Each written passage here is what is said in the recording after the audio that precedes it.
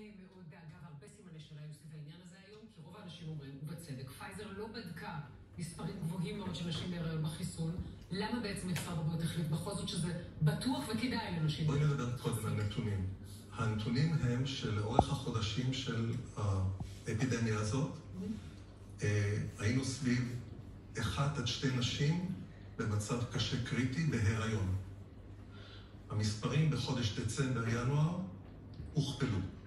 מ5-6, אנחנו נסיים את החודש הזה ב-16 או ב-15. זאת אומרת, יש כאן בעיה, אם זה קשור שוב להדבקה גדולה או לא, אנחנו לא יודעים, אבל המספרים הולכים וגדלים. וחלק גדול מהם בעולם החרדי, שזה משליך על ההחלטות של הנהגת העולם החרדי.